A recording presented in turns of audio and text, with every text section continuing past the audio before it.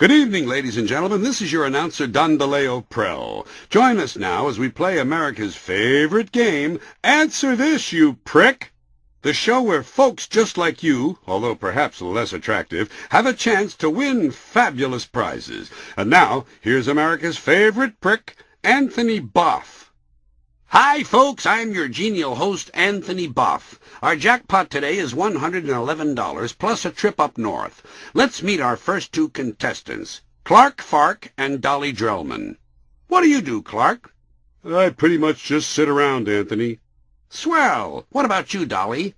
No sitting around for me, Mr. Boff. I stand near the window. All day? Except for meals, unless I'm fasting. Well, you sound like interesting people. Let's get right to our game. Just before airtime, a short backstage shoving match determined that Clark would get the first question. So here it is. Are you ready, Clark? Ready as a bastard, Mr. Boff.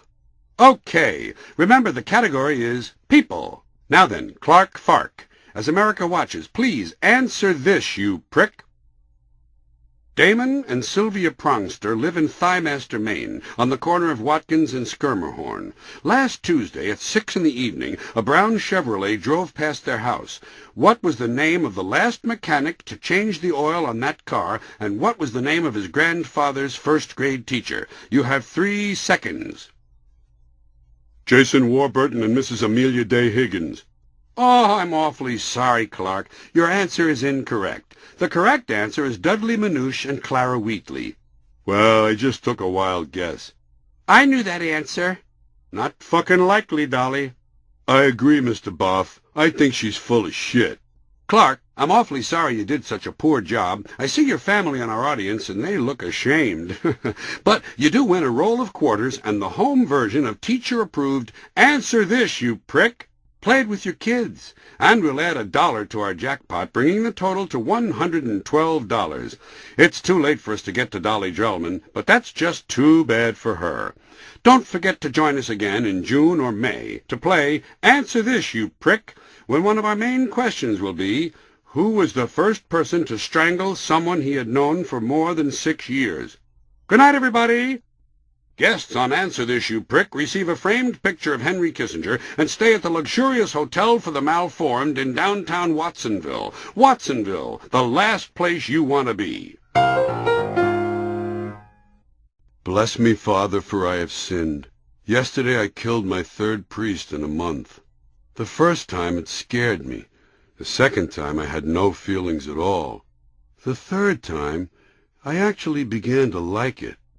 I'm not really a priest, son. I'm just cleaning the confessional. This is called Thanksgiving in the Kitchen. You look great in that dress, Marion. Really sexy. I was thinking if God forbid something ever happened to Joe and Estelle, I'd sure like to spend some time with you. I feel the same way about you, Bart. Really? Look, maybe we wouldn't have to wait for something to happen to Joe and Estelle. What do you think? This one is called Walk, Don't Walk. I heard Phil Hanley died. What happened? It's the strangest thing. He was walking down Fifth Avenue on his way to Times Square. He took a right at 42nd Street and headed over to Broadway. He was just strolling along, minding his own business, when suddenly a big chunk of concrete fell on him and crushed him to death. Jesus, what a way to go. I know. I would have taken a right at 50th Street, gone over to Broadway, and then headed down to Times Square. Uncle Lochinvar, although a moral vegetarian who only ate meat if the animal had died in its sleep, once punched out his twin daughters because they wouldn't lend him 15 cents. He could speak 7 languages, but unfortunately he was disliked in all those countries. His hobby was visiting cemeteries in poor areas and guessing which people had had the worst lives. He fell in love with a fish dentist named Chiquita, and a week later she died from using infected toilet paper while watching a TV show called Progress in Medicine. Inconsolable, Lochinvar, after composing his own epitaph, "Believe me, I wasn't a schmuck," died as part of a group enema suicide pact. Uncle Sherlock, was a proctologist's mate in the Navy who fought in Korea and the Philippines. Unfortunately, it was just last year, and he was jailed in both countries. He was the only man ever brought before the World Court for unpaid parking tickets. His personal checks did not depict nature scenes. They showed animal euthanasia and the Allied firebombing of Dresden. During a bungee jump, he fell in love with a Dutch courtroom artist, and they were married in a windmill the next day during a relative calm. They drifted apart when he realized that all she wanted to do was sit for hours and listen to skiing on the radio. Later, he moved to Milan and was killed when a riot broke out at the La Scala candy counter during the second act of Rigoletto.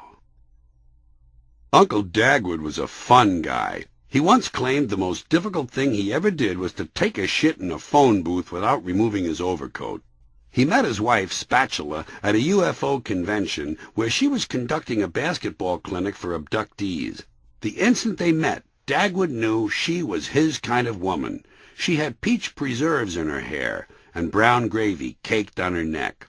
Spatula worked for years as an unregistered nurse and eventually ran off with an ironmonger.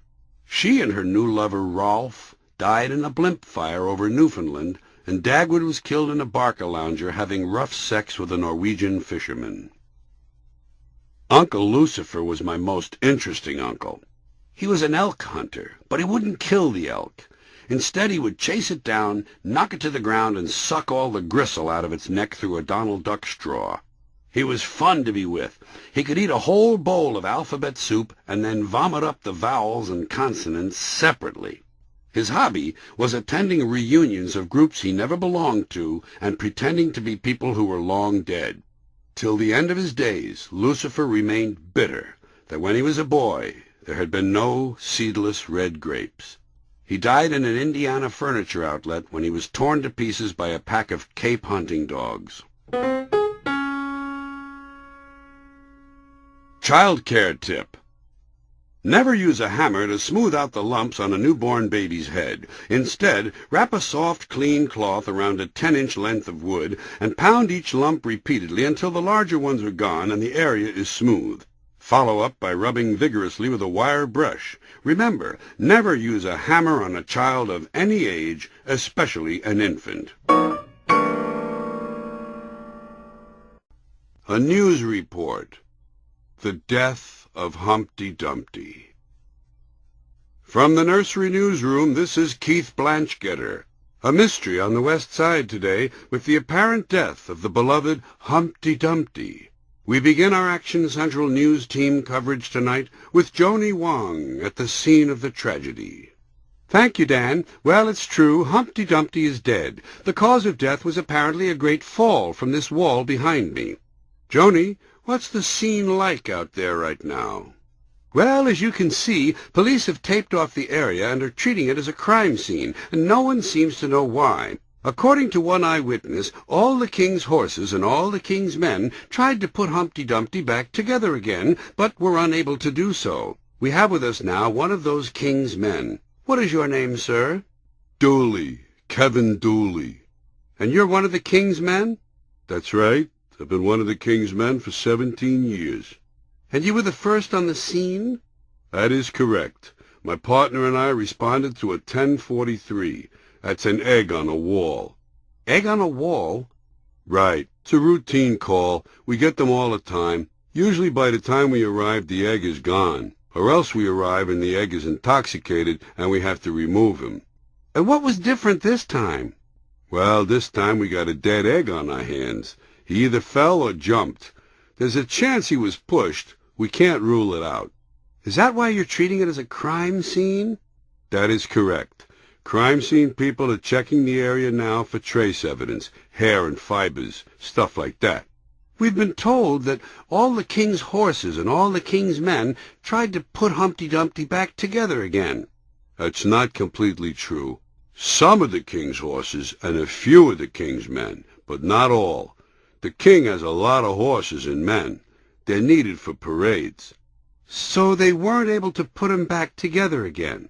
No, he never had a chance. His yoke was broken. Once the yoke is gone on these eggs, it's all over. Do the police have any theories? We're developing leads at this time, questioning some other eggs who were seen with him earlier today. Apparently there was some drinking going on at a picnic. All in all, we're told there were about a dozen eggs out there, and I guess it got pretty rowdy. They were singing dirty songs and harassing females. Can the public help? We're asking people who may have information to call our tip hotline, 800-429-EGGS. All calls will be held in strict confidence. Thank you for talking with us, Officer Dooley. Well, that's it from the scene, Keith. Humpty Dumpty dead at the bottom of a wall.